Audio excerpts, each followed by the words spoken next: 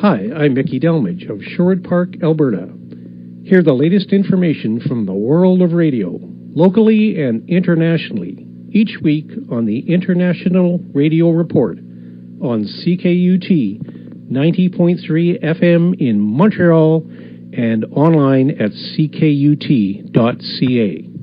Welcome, everybody, to the International Radio Report for Sunday, May the 11th, 2025. My name's Sheldon. I'm here with Jill, and it is week 2, our second episode of the CKUT funding drive. It is going on until the end of today, the 11th of May. Yep.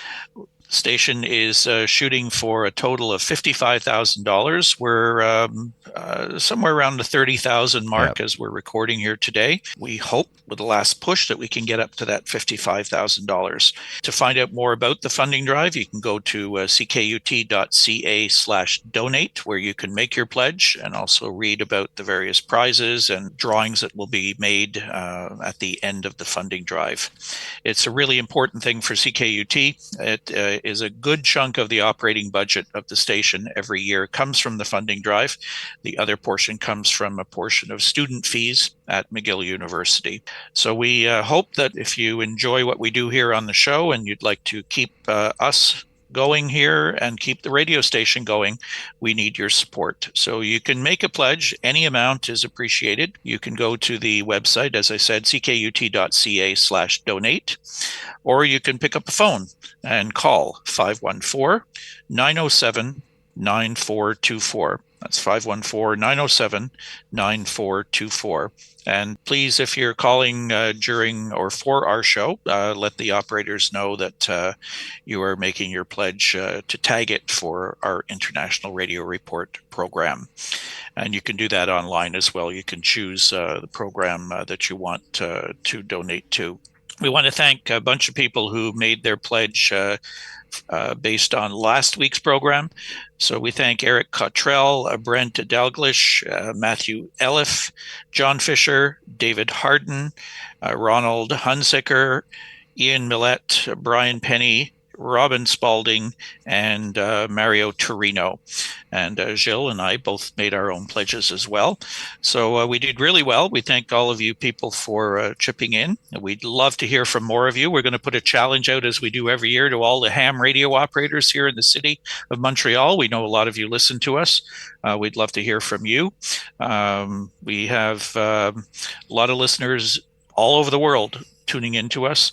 It's really easy to do, particularly if you go online. You can make your pledge right there. And as I said, any amount is appreciated. So do it now while you have time. If you don't, you still have time. The rest of the year, you could click that little button on the website to donate any time at all.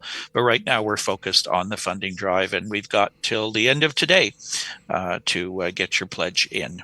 I don't know anywhere else on the band of the FM band where you'd have a show that talks about radio. And this is a great opportunity that CKUT is giving us for free to be here and to be here every week and talk about radio. So in our first news item, we have a local station that has the habit of having somebody on the air, a personality that, messes up in some way. We had a lot of little stories of different people there at 98.5 CHMP. So this is a story that I saw on La Presse, and it's by Etienne Paré. So there's a sportscaster on 98.5. He's there in the morning. His name is Yanick Bouchard. Actually, he didn't do his blunder on the air. What happened is that texted a few people with some kind of really bad comments about somebody called Caroline Proulx, which is a minister here in Quebec. And the comments were not very nice and were very kind of sexist, if you want. And what happened is Caroline Proulx actually went to her X account and said, well, I really find that the comments by Yanick Bouchard are very bad, and we're at a wrong moment too, as she was at a funeral of her mom. And she said, well, I would like to have excuses on the air because this is unacceptable, the type of comment that you actually sent out. He started by saying he didn't send them out, that his phone was on the table and somebody took it and sent that comment. But then he just, he was stuck in a story that is pretty bad. So the station decided that, well, you know what, we're going to take you off the air for a little while and see what happens. And finally, he actually has decided to basically get out of the station. He's removed himself. He won't be there anymore. Now, it also had repercussions on other places where he is, like RDS, which is the sports network that he also was working. And they also said, you know what, we're going to take a break because we don't accept the type of comments that he actually did, and we don't agree with any of that. And on that side, we're not really sure when or if he would actually come back on the air. And another very interesting thing, because almost every story we had on 98.5 were, we knew that something bad had been said and there were repercussions to it. But this time they're really, really open. They actually wanted to really talk about it and said, okay, here's what's happening. Here's the situation. Cogeco Media, that owns the station 98.5, has actually given some time in the morning at the Patrick Lagacé show on Friday morning to explain what's happening, what's the decisions, and finally, Yanick Bouchard basically deciding that he won't come back to the station. So, look, you do something dumb, you say things that shouldn't be said, well, there are consequences, and that's what's happening here. Yeah, today it's hard to hide anything. Everybody's watching. Everybody, is connected to other people, and somehow, it spreads like wildfire. Hey, don't forget that we're in a funding drive and that CKUT needs your help. Stations cost a lot of money to operate, even though most people at the stations are volunteers. You still have, to pay the rent, pay the bills, pay the electricity, pay the transmitters and the people that will fix them or work on them, pay for the spot they have in the CBC tower on the mountain. There's tons of things they gotta pay in order for all of us to have our free ride on the radio with our favorite shows, with something that we love, the International Radio Report. You guys love the show. Well, it's time to help out because we want to stay on CKUT. We want CKUT to be along with us for years to come. And a big chunk of their budget is what people will give at a funding drive, the donations.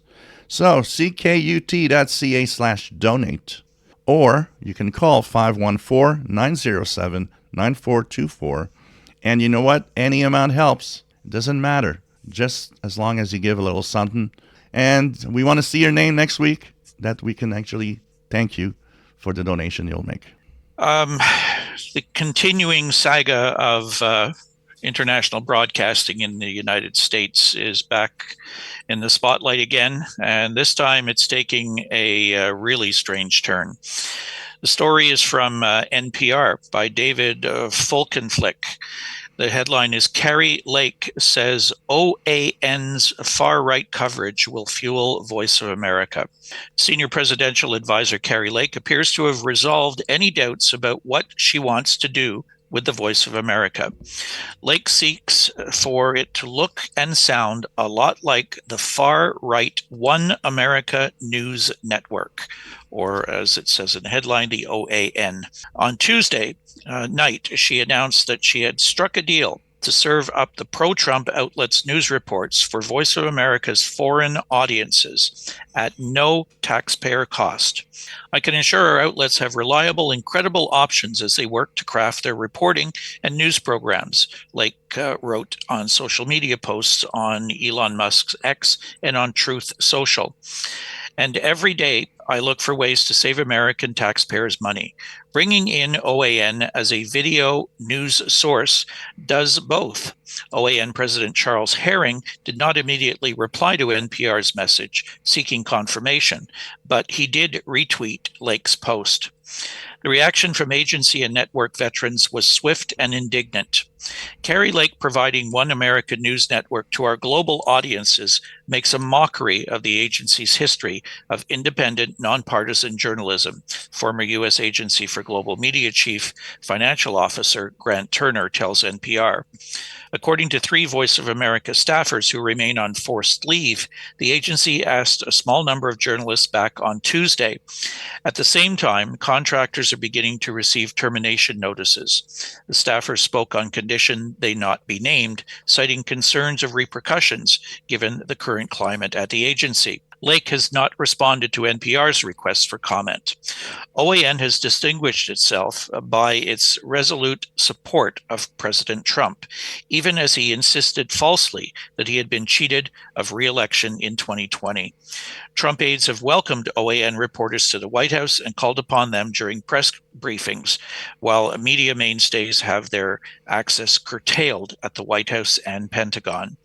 Trump's first pick for U.S. Attorney General Matt Gaetz became a host for the network after his planned nomination collapsed. In her social media posts, Lake acknowledged she does not have the authority to make editorial choices for the networks. However, she said the addition of OAN was suggested by someone at the Office of Cuba Broadcasting. The Cuba Bureau's director is herself on indefinite leave. Current and former U.S. Agency for Global Media and Voice of America staffers said OAN programming would not fulfill the network's mission. So there is a defined mission for Voice of America, and it's been there for decades. But this is something totally different and totally foreign. I don't know just what this whole thing is going to sound like. I don't know how listeners around the world are going to react to this. I think it's going to be a pretty noticeable difference from what they've heard in the past. We'll see what sort of reaction that garners from the listening audience out there. But it's a major change to what Voice of America has done in the past. I'm not sure what they'll be doing with the foreign language broadcasts. They may end up cutting a lot of them and just replacing them with English broadcasts. That we don't know either at this point in time. Everything is kind of up in the air right now. We'll just have to wait and see what transmitters they'll be using, what target areas they'll be reaching out to, and which language services they'll be using. It'll give a new meaning to programs that starts and that says this reflects the views of the United States government. Exactly. Yeah. Well, we try to stay in the middle here, and we try to stay on the air. And it's important to stay on the air for stations like this that are alternative radio. There's not a lot of that out there. A lot of campus community stations who do provide alternate programming. That's what CKUT does. And to keep it on the air, we need your help. We need your support for the CKUT funding drive. It ends today. We're shooting for $55,000. So whatever you can contribute, if you believe in what the radio station is all about and you enjoy our program, go to the website ckut.ca/donate. Whatever amount of money you can pledge is greatly appreciated. You can also call 514-907-9424. Operators are standing by. And you know what? There's such a diversity of programming on CKUT. There's programs for everybody. I have a new radio I was testing this week and actually tuned to CKUT on the FM band maybe for an hour. And it was interesting. There was political talk on that show that I was listening to on Wednesday. There's everybody, every community, whoever you are, there's something for you on CKUT. Just look at the schedules of the different shows online. It is the reason why you want to keep this going. So thanks, guys. So what's happening with our sun? Where our sun has this huge sunspot that is like ready to flare, but stayed quiet all week. It just didn't do anything. But it's still there, huge sunspot 4079. What mostly made the space wetter this week is solar wind. Solar winds were fast and were creating geomagnetic storming up to G1 conditions. Actually, the band propagation many days wasn't that great. I see a lot of comments of people saying, the bands are not really good. And in fact, they weren't really good many days. The sun is rather quiet apart from that big sunspot. So maybe things will quiet down and be a little better for the week ahead. The sunspot number 84, the Solar Flux 149. And the best way to observe the conditions, to see how good the bands are, is to turn on a radio and listen. This is Christian Breton of Quebec City, Quebec. You're listening to the International Radio Report on CKUT 90.3 FM in Montreal. So we have the Radio Hall of Fame announces 2025 nominees. This is by Kehres of Radioworld. The Museum of Broadcast Communications has named the 2025 nominees for the Radio Hall of Fame. Every year, 24 nominees are chosen by the Radio Hall of Fame nominating committee with input from the radio industry and listeners. The Radio Hall of Fame honors notable radio personalities and showcases their accomplishments in the Chicago-based Museum of Broadcast Communications. Voting for inductees begins Tuesday, May 27th and runs through Monday, June 16th. At the end of the voting period, 8 nominees will become Hall of Famers, 6 will be chosen by popular vote, and 2 will be selected by the Hall of Fame's nominating committee. Nearly 1,000 industry members will receive a ballot on May 27th to cast votes for up to 6 nominated individuals. The confidential ballot will be conducted by Votum.com and overseen by Miller Kaplan's Andrew Rosen, according to organizers. This will be the 37th Radio Hall of Fame class inducted. The 2025 nominees are as follows. Well-known name here. Alice Cooper. We have Bert Weiss. We have Big D and Bubba. Bob and Sherry. We have Bob Sirrett. Bob Strout, Colin Coward, D.L. Yulee, D.D. McGuire, Enrique Santos, Funkmaster Flex, Joey Reynolds, John Garabedian, John Kobilt and Ken Chiampu, co-hosts of The John and Ken Show, Kevin Matthews, Kid Leo, Larry Elder, Laurie DeYoung, Mark Hawkeye Lewis, Martha Quinn, Mojo in the Morning, Raul Brindis, Scott Simon, and Shelley Stewart. The total of 8 Radio Hall of Fame inductees for 2025 will be announced on Monday, June 30th, and will be honored during a ceremony on October 30th at the Swissôtel Hotel in Chicago. To receive this recognition for your on-air talents and audience connections is special, particularly given the number of suggestions received for nominations and the nominating committee's extensive deliberations, said Craig T. Kitching, Radio Hall of Fame co-chairman. I look forward to seeing the industry voting results in late June. The Radio Hall of Fame was founded by Emerson Radio Corporation in 1988. The Museum of Broadcast Communications took over the operations in 1991. So congratulations to the nominees, and it will be interesting to see who ends up to be the big winners here. Yeah, there's a few people that have been around a long time. Some of them are now actually doing programming on Sirius XM. It's one of the things that Sirius XM did, bringing back some well-known DJs from the past and putting them on to new audiences that are listening on Sirius XM. There are a couple talk show hosts and a few comedians, some sports radio people.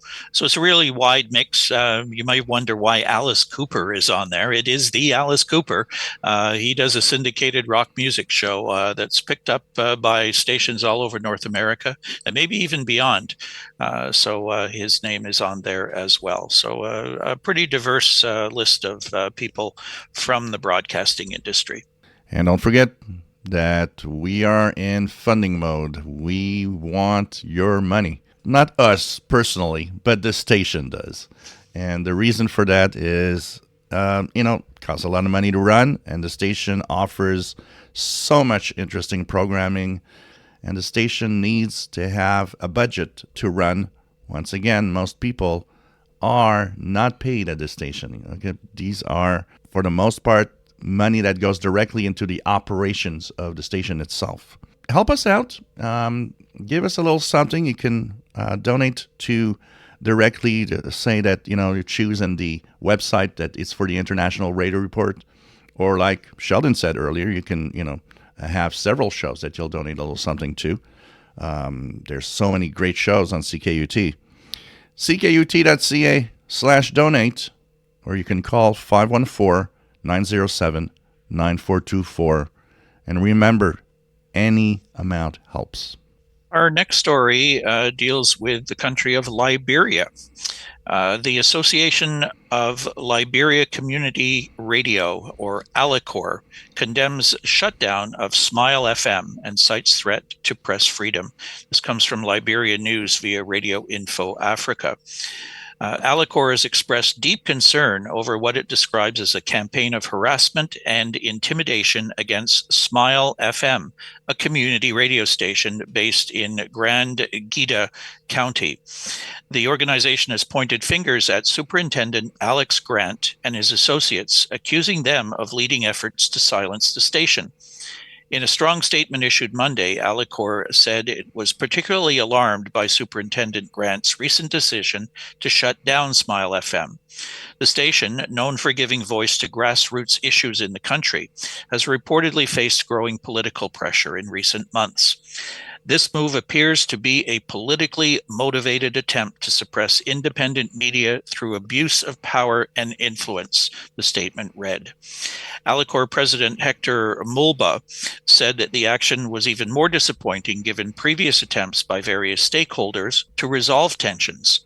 He cited the involvement of the Ministry of Internal Affairs, the Grand Gita Legislative Caucus, and the Grand Gidin Citizens Association in the Americas in mediating the conflict. The group also pointed out the contradiction between the superintendent's actions and President Joseph Boaké's recent pledge to protect press freedom. During a media engagement dinner, the president had reassured journalists of his government's commitment to upholding the rights and freedoms of the press. The closure of Smile FM is not just an attack on a single station, it is an attack on the principle of press freedom across Liberia, ALICOR stated. We call for the immediate reopening of Smile FM and urge authorities to ensure the safety of all journalists involved. ALICOR concludes by rallying journalists across the country to stand in solidarity with Smile FM in defense of media independence. So we talk about our campus community radio station, how it's different, how it's important, how it puts alternative views out. This is what this station seemed to be doing, dealing with grassroots issues in the country, but they've been shut down. We don't want that to happen here, so that's why we have a funding drive to bring in funds to keep us going. I don't think this station is going to be able to do that. They're going to have to have involvement from a number of different sources to get that station back on the air. So we hope they're successful in their attempts to do that. We are trying to be successful in reaching our goal for our funding drive. The goal is $55,000. We're a little over halfway there. We still have the rest of today to accept your pledges, so we do hope you'll pick up a phone, call 514-907-9424, or simply go to the website and do your donation online, ckut.ca/donate. And we really appreciate anything you can help us out with. And I got to say one thing. I got my CKUT t-shirt in the mail. And so if you do a donation of $60 or more, you can also have a very beautiful t-shirt to wear and be proud of CKUT 90.3 FM. Yeah, check the website for the funding drive, too. There's lots of other prizes depending on the amount of your pledge, and there's also some gifts that are given out. And then the grand prizes will be coming up at the end of the funding drive, and depending on the amounts that you contribute, you get entries into those grand prize draws. So there's lots going on behind the scenes in addition to us simply asking for your support. So we go to our amateur radio DXpeditions and special events, which is a little change to our amateur radio contest usually. Yeah, we're getting this information through DX World bulletins. They come out weekly, I think it is. Yep. And these are people, amateur radio operators, who get ambitious and they go off to different parts of the world and activate amateur radio stations for other hams to contact around the world. Usually they're in very rarely activated areas of the world for ham radio. Some are in far off remote places. And some are sought after highly by amateur radio operators to make contact with someone from these locations. So the first one is on the air as we speak. It is from the country of Kosovo. The call signs, there's two of them, Z68 Tango Tango, which is operating CW, SSB, and RTTY. And they have an FT8 station, Zulu 68 Zulu Zulu. Silvano, India 2 YSB reports the DXpedition is in full flow with all antennas and radios up. He says there's a lot of noise on the bands and they sometimes have trouble to copy signals below S9, but the pileups are good and they are satisfied until now. There are a lot of requests for FT8, but the teams are working on single sideband and CW as well. So the Italian DXpedition team, who had initially canceled this DXpedition, announced that they will be active in the Republic of Kosovo through May the 17th. There's also Zulu Sierra 8 Whiskey, Marian Islands. After several repeated unsuccessful attempts since 2018 to obtain the necessary permits to visit Marian Island and operate from there, Kehres, Yankee Lima 2 Golf Mike, finally got it. He will be operating on the island until May 16th, 2025, so search for him on the bands. And finally, HB0, Hotel Bravo 0, in Liechtenstein. Celebrating 50 years in amateur radio this year, Casimir, Delta Lima 2 Sierra Bravo Yankee, informs DX World that he will be active from Liechtenstein as call sign Hotel Bravo 0 / Delta Lima 2 Sierra Bravo Yankee during May 11th, today, through May the 18th on the HF bands. There'll also be a focus on 6 meters. They're using a 5-element Yagi antenna. And you can get QSLs through Logbook of the World or via his home call direct.